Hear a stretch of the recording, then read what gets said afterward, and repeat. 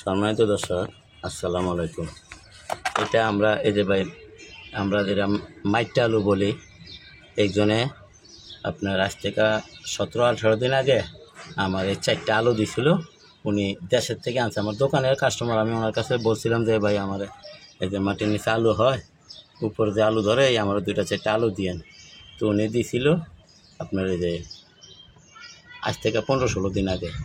তো আমি এটা এইভাবে রেখে দিছি। এইভাবে উনিও বলছে যে ঘরে যে কোনো একটা মাটির এই স্থানে রেখে দিলে গাছ হবে। তো আলহামদুলিল্লাহ দেখেন আপনার যে 4টাই গাছ আছে। এই যে একটা, এই যে একটা, এই যে একটা, এই যে একটা। এখন আমরা এটা যদি রোপণ করে দেই, ইনশাআল্লাহ 7 থেকে 8 মাস পরে আমরা এখান থেকে আপনার অনেকগুলো আলু পাবো।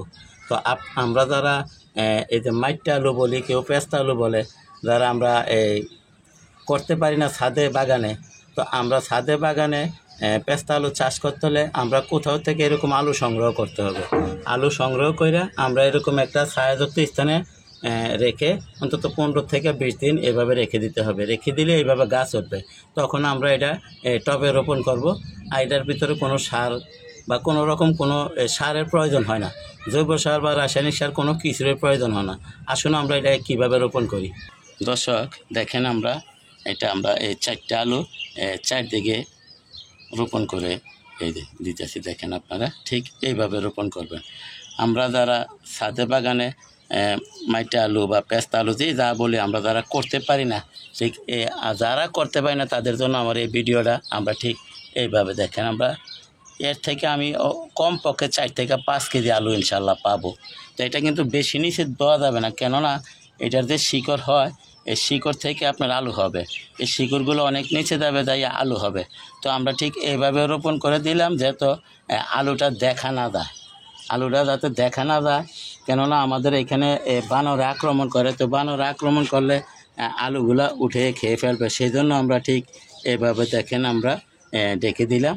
ইনশাল্লাহ 1 সপ্তাহ পর গাছ উঠবে। তো গাছ ওঠার পর আমরা ফিরে আসতেছি। সেই পর্যন্ত আপনারা একটু অপেক্ষা করুন। দর্শক, এখন আমরা এখানে একটু পানি দিয়ে দিলাম।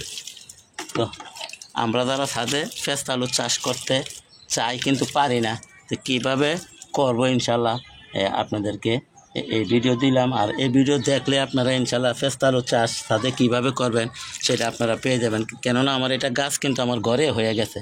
এখন শুধু পাতা গজানোর সময়, তো পাতা গজিয়ে গেলে তারপরে আমরা ফিরে আসতেছি।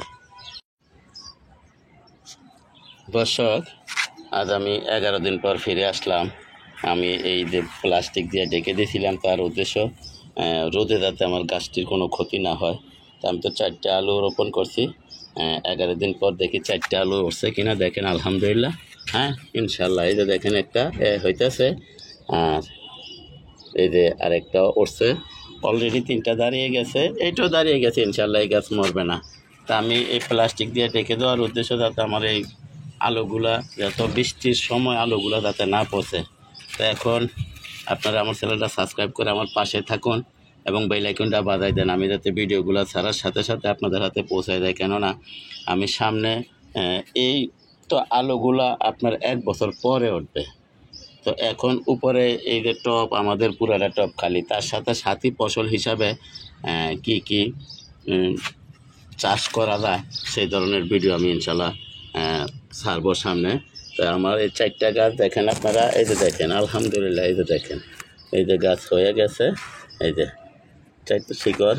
আর আলু কিন্তু নিচে হবে, আলু উপরে হবে না। সেই জন্য আমরা এখানে সাথী ফসল হিসাবে উপরে আমরা কিছু না কিছু একটা চাষ করতে পারি।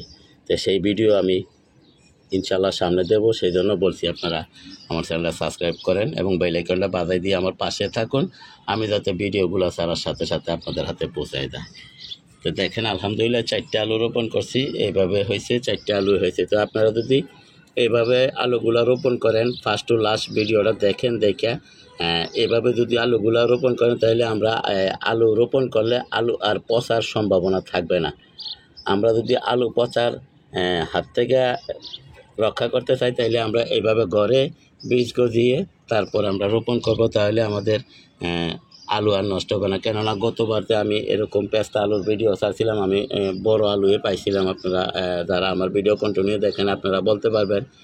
তো তখন এক ভাই কমেন্ট করছিল, ভাই আমি তো টপে রোপণ করি, আলু তো পচে যায়। তো সেই জন্য আপনাদেরকে একটা উপদেশ দিতেছি, আপনারা ঘরে বীজটা গজিয়ে সাইরা যখন ছোট ছোট কুশি বের হবে তখন এনে রোপণ করবেন এবং এরকম প্লাস্টিক দিয়ে ঢেকে দিবেন, তাহলে আর পচবে না ইনশাল্লাহ। তো আপনারা এভাবে যদি রোপণ করেন তাহলে আপনাদের আলু আর পচবে না। তো দেখেন গাছ তো এটি আর ঢাকার প্রয়োজন নেই, এটাও ঢাকার প্রয়োজন নেই, কিন্তু এটার একটু ঢেকে দিতেছি। দেখেন আপনারা, এই ঢেকে দিলাম। তো সবাইকে ধন্যবাদ জানিয়ে আজকের মতো এখানে রাখি। আসসালামু আলাইকুম ওয়া রাহমাতুল্লাহি ওয়া বারাকাতুহু।